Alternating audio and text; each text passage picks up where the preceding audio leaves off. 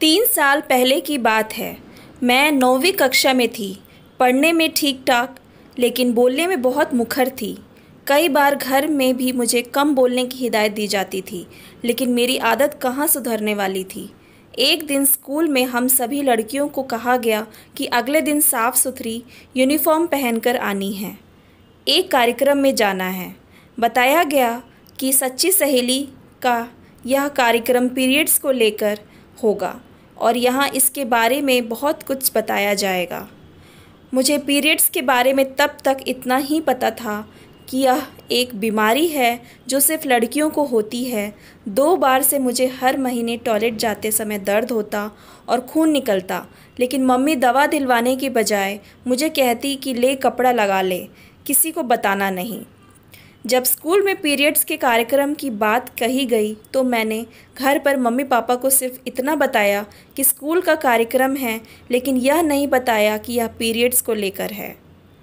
School से हम लोग कार्यक्रम में पहुँचे। यहाँ मेरे जैसी मुझसे छोटी और बड़ी तमाम लड़कियाँ थीं। कईयों के हाथ में तख्ती थी, बहुत तेज़ तेज़ नारे लगा रही थी, सब हंस रही थी और पीरियड्स को लेकर बात कर रही थी। घर में मुझे जिस चीज़ को छुपाने के लिए कहा गया, यह माहौल ही अलग था। लग रहा था एकदम अलग दुनिया थी। मेरी टीचर्स जो स्कूल में किसी लड़की को पीरियड्स होने पर उसे बिना ज़्यादा प्रेम दिखाए चुपचाप घर भेज देती थी, यहाँ नारेबाजी करा रही थी। मैं भी खुश थी।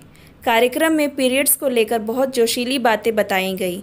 लग रहा था कुछ भी छुपाने जैसा नहीं है। पीरियड्स तो बायोलॉजिकल है।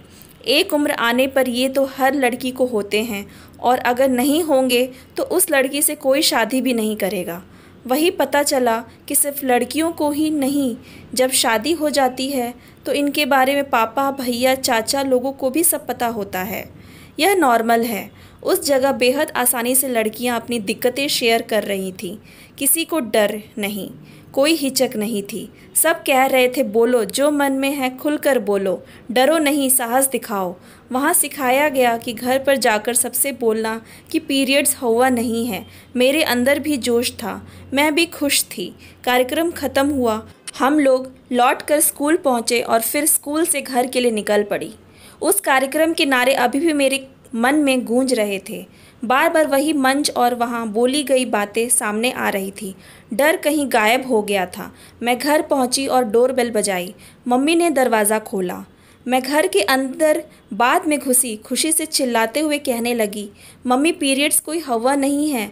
तभी मेरी नज़र सोफ़े पर बैठे पापा, उनके मिलने वाले एक अंकल और उनके बेटे पर गई। लेकिन मैं जोश से भरी थी और हमसे कहा भी गया था कि सबको बताओ पीरियड्स कोई हवा नहीं है। एक बार तो मैं ठिठकी पर बोलने की आदत पर कंट्रोल भी नहीं था और ज़ोर से चिल्लाते हुए बोली, पापा, अंकल, पीरियड्स कोई हवा नहीं होता। ये तो बहुत अच्छी बात होती है कि मुझे पीरियड्स होते हैं। मैं बोल रही थी, सब सुन रहे थे कि तभी अचानक एक सरसराता हुआ थप्पड़ मेरे गाल पर पड़ा। मेरी मम्मी मेरे सामने खड़ी थी। मैं एकदम सन्न, डर के मारे मेरी आवाज़ नहीं निकली और मैं तुरंत वहाँ से भागकर अंदर चली गई। अंकल के जाने के बाद पापा और मम्मी मेरे पास आए। शायद मम्मी को पापा ने ही कुछ समझाया होगा और शायद अंकल ने, मैं नहीं जानती, लेकिन मम्मी और पापा ने बैठकर मुझसे पूछा कि क्या हुआ था आज जो मैंने ऐसे सबके सामने बोला। मैंने कार्यक्रम की सारी बात बता दी। उसके बाद पापा ने मुझे समझाया और कहा, बेटा पीरियड्स नॉर्मल होता है, अब से तुम परेशान मत होना, कोई परेशानी हो तो हमें बताना, लेकिन इस तरह बाहर वालों के सामने चिल्ला चिल्लाकर भी मत बोलना। तब से मेरे घर में पीरियड्स को लेकर छुपाने जैसी बात नहीं होती। यहाँ तक कि मैं अपने रिश्तेदारों के बच्चों को भी इसे लेकर जागरूक करती हूँ और मेरे मम्मी पापा मुझे रोकते भी नहीं हैं। Thanks for watching. Please like and subscribe my channel.